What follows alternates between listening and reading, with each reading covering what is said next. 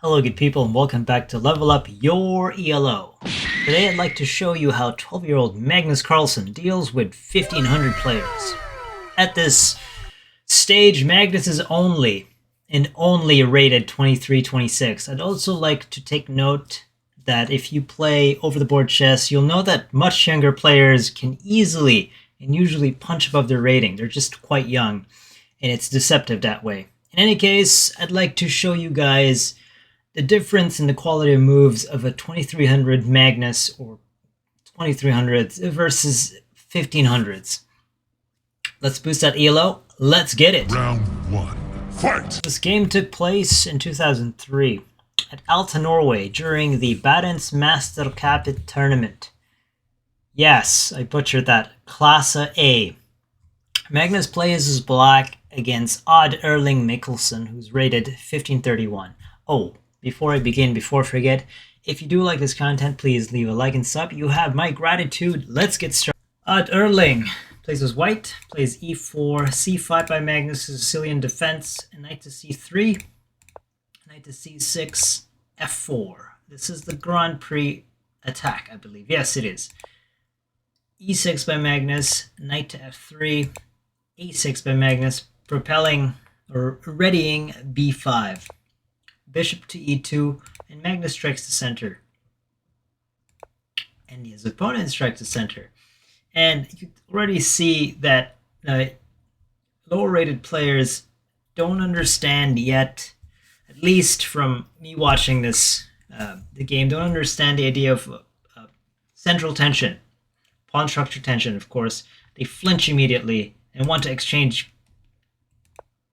at the sight of a pawn offer. And pushing d4 kind of demonstrate that.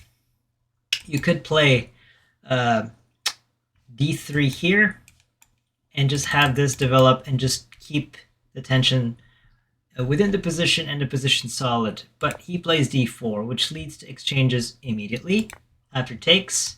Now the thing about exchanges, especially early in the game or any point in the game, opening up the position means you have to calculate, because there are more variations. Closed positions, deterministic, there are suggested moves or just logical moves. But when you open up the position, it's exactly just that. There's more pieces because it's an open playing field. So he takes, then Magnus takes that pawn, which you can't take because that's protected twice. So the 1500 castles. Bishop to e7, logical. And now bishop to d3. Preventing, I guess, this pawn. But beyond that, I'm not sure what the logic is. Knight to f6 by Magnus. And here starts the dubious move. Icon. What's that? I don't fully understand that move. So Magnus trades. And then takes. And here Magnus does cover his bishop. But he can fianchetto, and the idea is to prevent this pawn, f4, from advancing. And if you cover that pawn, guess what you limit? And this is a very strategic idea. You limit the dark square diagonal. So Magnus is thinking prophylactically, as he always does in his games. He minimizes your capacity to attack or counterattack while maximizing. Now he's controlling g4 and e4. And then the opponent plays knight to g3, which isn't a blunder by any stretch of the imagination, but it's also not a very significant square, because it's kind of landing into squares that don't really have any central control. You can't challenge this square because you're not a pawn. An ideal move would be, say, knight to d2, castles, and then hit with knight to f3. These are challengeable because the value of a pawn is 1 and knights are 3, and those are more just relevant squares. But the opponent plays knight to g3, which has very little influence in the central squares. So castle king, then a3, another kind of what's up with that move. Are you planning to fianchetto? Probably. But moves like after castle, rook to e1, queen to e2 would probably be more favorable. And after, say, g6, b3, bishop 2, and now the idea comes alive. Tension on that pawn that you have. But a3 was played. And Magnus plays queen to d5, centralizing the queen, eyeing e4. Of course, the queen's not going to hop in any other squares that compromise the queen, but b3 was played. g6 by Magnus, bishop to b2, bishop to f6, protecting, also clearing the way for any rooks there later. Rook to e1, now b5. The fianchetto is evident. Rook to c1, and here also, the rook to c1 move demonstrates the kind of lack of understanding of somebody who's 1500 versus a 2300. Usually what you want to do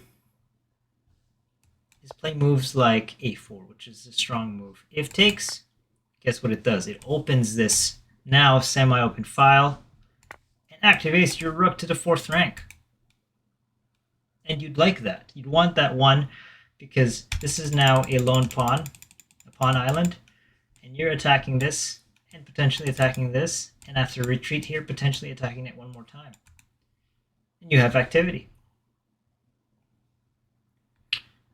And if b4 is even played, and queen to e2, now you have a nicer control of the light square diagonal.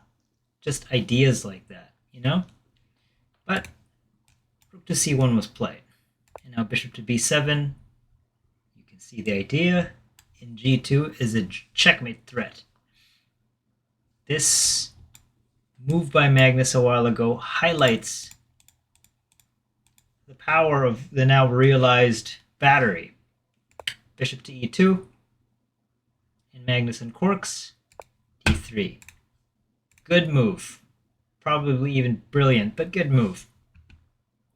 The idea is this is hanging, so the opponent takes, and it's not a fair trade because Magnus isn't going to trade. He's going to play d2. These two rooks are together, and that even highlights why c1, rook to c1 was a blunder. It's too passive. Everything is just too passive, and Magnus isn't even that hyper aggressive. He can see the tactic, and it flows from his strategic ideas and just d2. Bishop to a1, trying to keep some sort of counterplay. Knight to d4, knight 2 uncorks this checkmate. So the opponent defends, takes, and now just piles on here, and you can't easily push because this is hanging, but also this is attacked. And if you capture here, you get checkmated.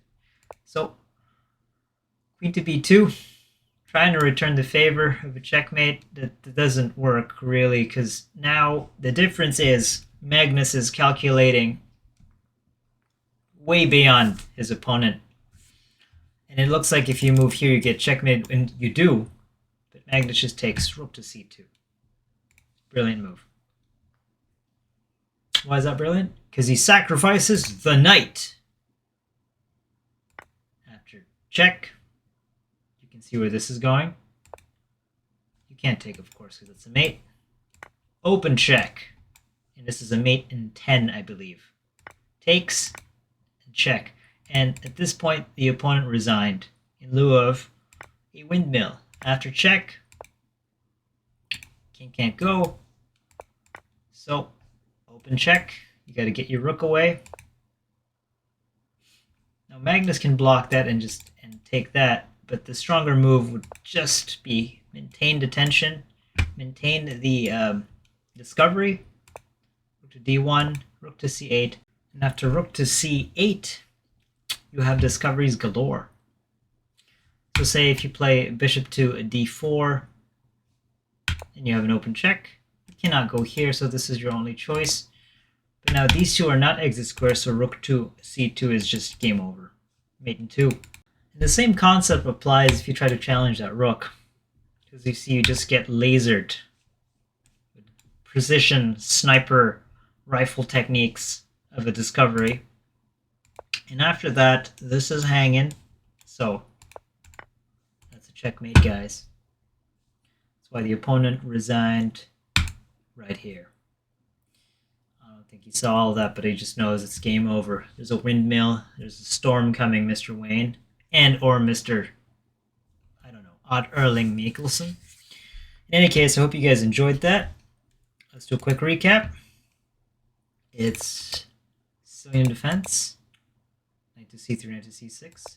f4, e6, knight 2, e6, d5, challenging the center, and immediately. Opponent kind of panics, a little bit interested exchange. So hits, this is en prise, takes, and then hits. That's protected. Castles, knight 2, and plays the first dubious move, very in the fashion of 1500. Takes, Magnus hits. Idea of blocking the push to f5 and then blocking the influence of that bishop. Now the opponent fumbles, puts the knight in a not so great square, as opposed to something like knight 2, castle, and here. So in any case, knight to g3, castle, e3, questionable, queen 2, d5, b3, g6, bishop to f6, and I'll push on b5. Rook to c1, bishop to b7, lots of drawings, lots of arrows, but this is just too much. And now we'll push after a blunder, push again. This is hanging, one of these things are hanging. There's an open check coming, Mr. Wayne. So they retreats, but then now you threaten, checkmate. Captures. Amongst all the lines I drew is this quality move by Magnus. Rook to c8, just trying to hit there. And after that, takes. Who's faster? This or the discovery check? Well, check first, and now the opponent resigned. In lieu of, after takes, check. This is coming here. And or the actual other mate. So after takes, check. Now you can't stop this. This is too much. Strongest moves, actually. In any case, hope you guys enjoyed that. Not enjoyed Magnus beating up a 1500, but just the ideas that come between a 2300 versus a 1500. In any case, I'll see you guys later.